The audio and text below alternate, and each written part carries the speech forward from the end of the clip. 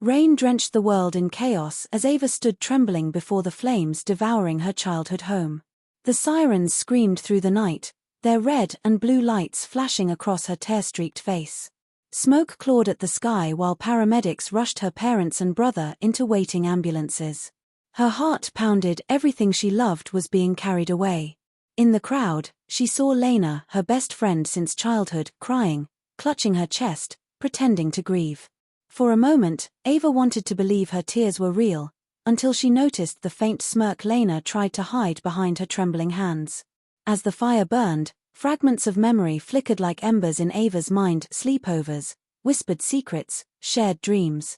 Lena wasn't just her best friend, she was family.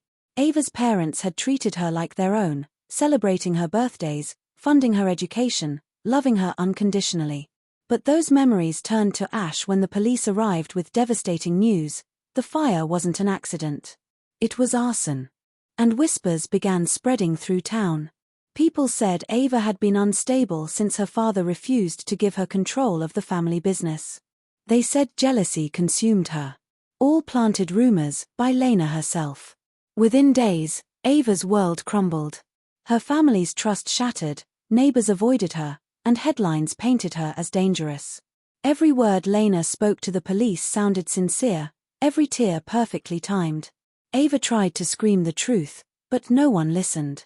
Then, one night, as she sat alone in her ruined apartment, her phone buzzed. A message appeared: Lena and Ethan, Ava's boyfriend, smiling together. Lena's lips pressed against his cheek, her eyes burning with victory. Below the image, the caption read, "Guess who's next?" Ava's breath hitched. The betrayal wasn't over, it was only beginning. Years before the fire, Ava and Lena had been inseparable, the kind of friendship people envied. In high school, Lena often stayed at Ava's house to escape her own broken home. Ava's parents treated her like family, sharing dinners, vacations, even holidays. But beneath Lena's smiles was quiet resentment. She admired Ava's warmth, her stable life, her parents' love, but she also hated needing it. When Lena fell into an abusive relationship, it was Ava who saved her, sheltering her, finding her a job, and rebuilding her confidence. Yet that kindness only deepened Lena's envy. Ava had become everything Lena wished she was. After the fire, Ava's world unraveled completely. Her once loving home became rubble, her parents scarred both physically and emotionally, and her younger brother lay in a hospital bed, fighting for his life. The media devoured the story: local girl's breakdown destroys family. Lena wept on television, claiming she'd tried to stop Ava's mental spiral. The town, eager for a villain, chose Ava. Whispers followed her everywhere, old friends crossed the street to avoid her. Ethan stayed by her side, defending her innocence, but even he couldn't shield her from the public's judgment. Her name, once respected, was now synonymous with tragedy. Therapy became Ava's lifeline. Between panic attacks and nightmares, she clung to the hope that truth could still be uncovered. Her therapist urged forgiveness, but Ava couldn't let go, not when she felt the fire's heat every time she closed her eyes. One gray morning, she visited her brother in the hospital. His body was frail, voice barely a whisper. He reached for her trembling hand and said, "It wasn't an accident. I saw her. I saw Lena." The words froze her heart. Every shattered piece of Ava's spirit reassembled in that instant. The grief turned to fire, this time, burning for justice. Lena's transformation was sudden and unsettling. Weeks after the fire, she resurfaced in town, radiant and untouchable, moving into a luxury apartment no one knew how she could afford. She threw glittering parties, inviting influencers, journalists, and everyone from Ava's old circle. Cameras adored her. The same people who once pitied her now praised her strength. Among the crowd was Ethan. Lena made sure of it, her laughter echoing a little too close, her compliments landing like darts. To outsiders, it looked harmless. But Ava saw the manipulation behind every gesture, the slow, deliberate theft of everything she had left. Soon, whispers began circulating online. Lena claimed Ethan had been the one reaching out to her, sending messages behind Ava's back. She fabricated screenshots, edited conversations, and staged photos to make her lies look real. Within days, social media exploded with gossip. Ava's losing it again, she's jealous of Lena's success. Every comment stabbed deeper, each meme mocking her pain. Ethan tried to dismiss it all, insisting he'd never texted Lena, but the flood of proof wore him down. Doubt crept in, quiet but poisonous, and Ava could feel their trust cracking beneath the weight of Lena's deceit. Humiliation became Ava's new reality, her name trending for all the wrong reasons. Her therapist urged her to disconnect, but she couldn't. One night, desperate to understand Lena's endgame, Ava broke into Lena's building's mailroom, tracing her steps like a detective. What she found in Lena's discarded folder froze her blood: copies of her family's property deeds, legal documents, even medical records. It wasn't just revenge, it was a calculated plan to erase her family entirely. As Ava stared at the evidence, one chilling truth solidified in her mind: Lena wasn't done destroying her life, she was only getting started. Determined to expose the truth, Ava began digging into Lena's past. She traced old addresses, social media traces, and news archives. What she found was horrifying. In 3 different towns, Lena had lived under new names, each time attaching herself to kind-hearted families and leaving chaos behind. A private investigator confirmed the pattern: emotional manipulation, fabricated scandals, financial exploitation, and then vanishing before being caught. Every lie Lena told in those towns echoed what she'd done to Ava.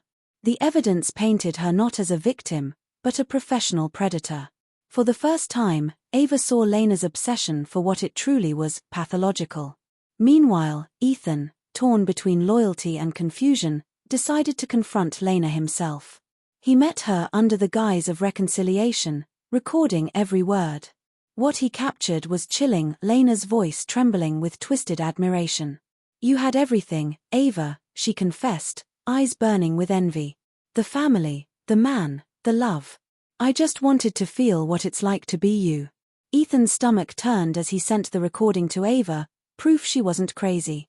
But Lena, ever vigilant, discovered the betrayal. Within hours, a new rumor spread: Ava had stolen hospital files to blackmail her. The hospital suspended Ava pending investigation. Everything collapsed again. Ava's parents, terrified of another scandal, stepped back, unsure whom to believe. Her friends vanished, her career shattered, and her savings dwindled.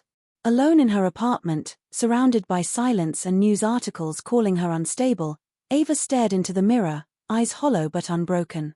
She realized Lena had taken her reputation, her job, even her family, but not her will.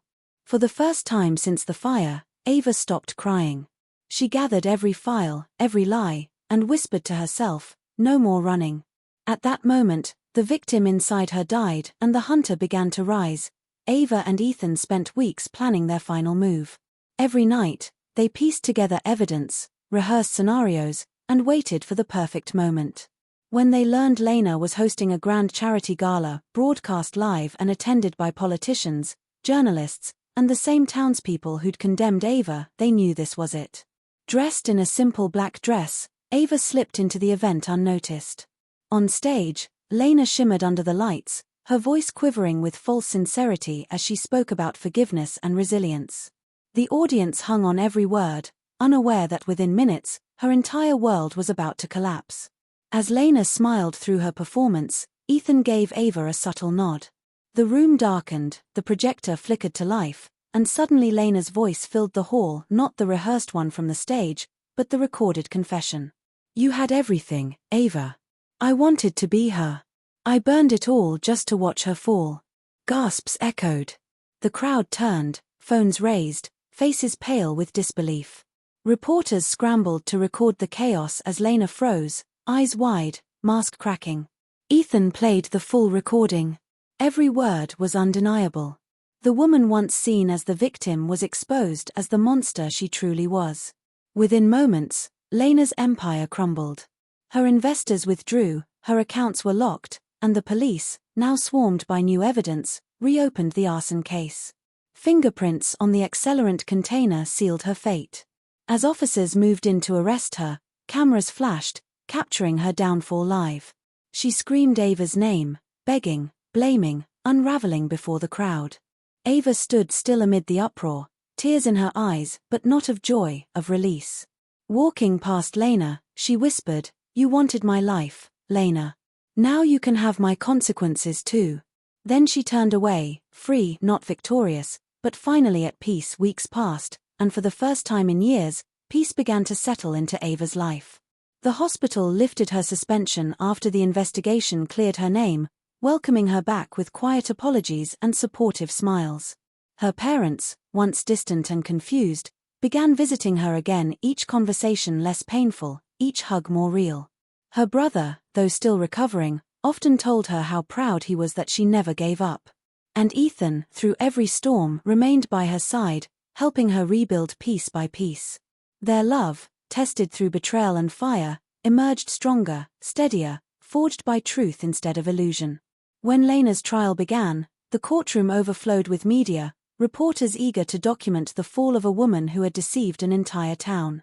The evidence was overwhelming: financial records, forged documents, the recording, and forensic proof linking her to the accelerant. As witnesses testified, Ava sat quietly in the back, her hands clasped, no longer trembling. She didn't come for revenge. She came to watch the truth finally breathe. When the verdict was read, guilty of arson, fraud, and defamation, the weight she had carried for years lifted. Justice hadn't erased the pain, but it had given her something far more precious: closure. As guards led Lena away, she turned back, eyes cold and hollow. "You took everything from me," she hissed, her voice echoing across the silent courtroom. Ava met her gaze calmly, no anger left in her, only quiet strength. "No," she said softly. "You destroyed yourself." The words landed like a final truth neither could escape. Outside, the world was bright, the air fresh after a long storm. Ava stepped into it, her reflection in the courthouse glass no longer that of a broken woman, but of someone reborn. She finally smiled, knowing the fire that once consumed her now lit her way forward. Months later, the scars of the past had softened, though they would never fully fade. Ava returned to what was once ashes, their family home, now rebuilt with warmth and sunlight streaming through its new windows. The air smelled of fresh paint and wildflowers instead of smoke. Every room carried both memory and renewal. She moved slowly through the house, touching the walls, the photos, the quiet reminders of what had been lost and what had survived. In the living room, she placed an old, faded picture of her and Lena as children on the windowsill, their young faces smiling before betrayal ever existed. Ava stood there for a long moment, staring at that photograph, feeling neither hatred nor grief, just acceptance. She finally understood that some wounds weren't meant to be forgotten, they were meant to be learned from. The storm Lena brought had burned everything false, leaving only what was real: love, truth, resilience. Her voice echoed softly in her mind, as if narrating the lesson of her journey: some people don't want your friendship. They want your life. But once you stop saving them, you finally save yourself. The words weren't bitter, they were a release, a farewell to everything that once hurt her. Outside, Ethan waited beneath the maple tree that had somehow survived the fire, its branches stretching toward the sun. When Ava stepped out, he reached for her hand without words. Together, they walked slowly down the driveway, the home glowing behind them, no longer a symbol of loss, but of rebirth. The past no longer chained her, it had transformed her. In the quiet breeze, she smiled, eyes glistening with peace. Her voice, soft but sure, carried the final truth of her story: "She tried to take everything I loved, but in the end, she only gave me back my strength."